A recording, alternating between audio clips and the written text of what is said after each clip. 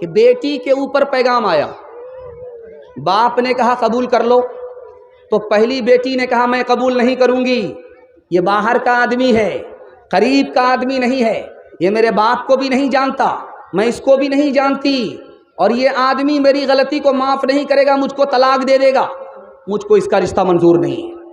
تو باپ نے دوسری بیٹی سے کہا کہ بیٹی اس کا رشتہ منظور کر لو، تو دوسری بیٹی نے کہا کہ میرے اندر تو کوئی کمال ہی نہیں ہے، عیب ہی ہے، مجھ کو یہ معاف نہیں کرے گا، مجھ کو اس کا رشتہ منظور نہیں ہے۔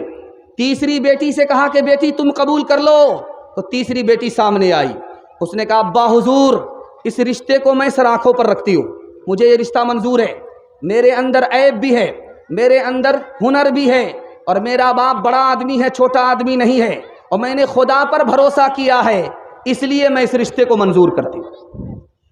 جب رخصتی کا وقت آیا، بیٹی کی شادی ہو گئی، رخصتی کا وقت آیا تو اس نے شرط رکھ دیا جب تک بستی کی لڑائی ختم نہیں ہوگی تب تک میں میکے سے سسرال نہیں جاؤں۔ بستی میں 40 سال کی لڑائی چل رہی تھی، 40 سال سے ایک بستی کی لڑائی دوسری بستی سے 40 سال سے چل رہی تھی، تو اس لڑکی نے شرط رکھ دیا میں اسی شرط پر جاؤں گی جب دو بستی کی لڑائی جو 40 سال سے چل رہی ہے ختم ہوگی۔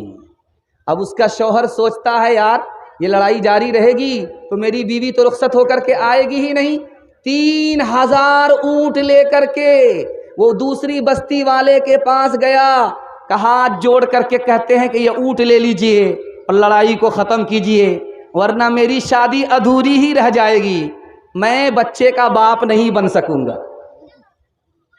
وہ لڑائی ختم ہو گئی، ایک بچی کی ہوشیاری سے 40 سال کی لڑائی ایک دن میں ختم ہو گئی۔ اللہ ایسی ہونہار بیٹی سب کو عطا فرمائے۔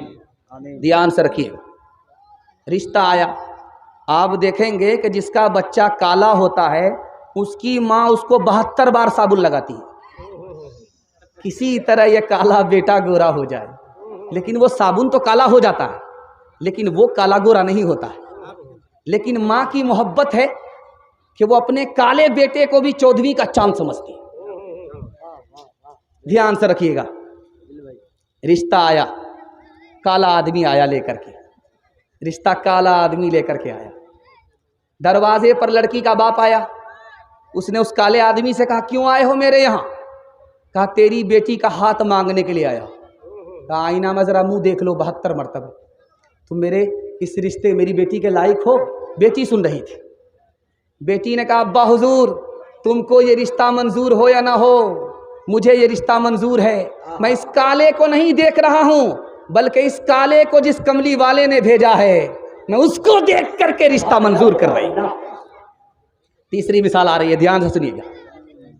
بیٹی کے پاس باپ آیا اور کہا کہ بیٹی خوش ہو جاؤ، تمہارے لیے ایسا رشتہ لے کر کے آیا ہوں کہ بستی میں کسی کو بھی ایسا داماد نصیب نہیں ہوا۔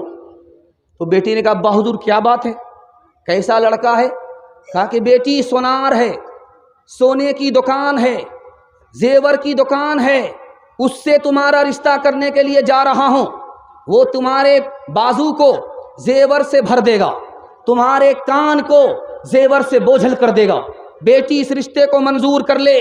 تو بیٹی نے کہا ابا حضور مجھ کو یہ رشتہ منظور نہیں ہے، وہ لڑکا ضرور ہے، سونے کی دکان ضرور ہے، مجھ کو سونا نہیں چاہیے، نبی کی سنت چاہیے، جب وہ لڑکا اپنے چہرے پر داڑھی نہیں رکھتا، نبی کا لحاظ نہیں کرتا، وہ میرا کوئی لحاظ نہیں کرے گا۔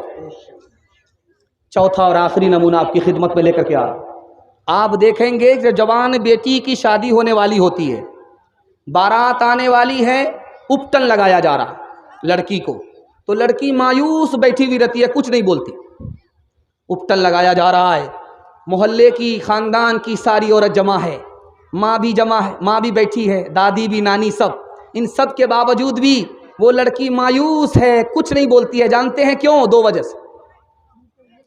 ایک وجہ یہ ہے کہ اس کو غم ہو رہا ہے کہ 18 سال جس باپ کے گھر میں پرورش پا رہی تھی اس گھر کو دو بول بولنے پر چھوڑنا پڑے، ایک غم تو اس کا ہوتا ہے۔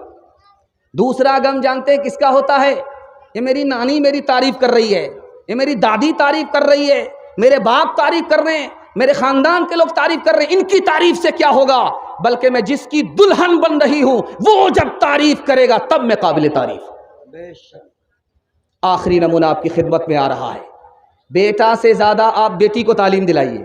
آپ کو بہو کو تعلیم دینے کی ضرورت نہیں ہے، ماں کو تعلیم دینے کی ضرورت نہیں ہے، ساس کو تعلیم دینے کی ضرورت نہیں ہے، یہی بیٹی آگے چل کر کے ماں بنتی ہے، بہو بنتی ہے، ساس بنتی ہے۔ بیٹی کو آپ زیادہ تعلیم دلائیے، انشاءاللہ تعلیم کم ڈگری زیادہ دلائیں گے، ہاتھ اٹھائیے، دھیان رکھیے گا۔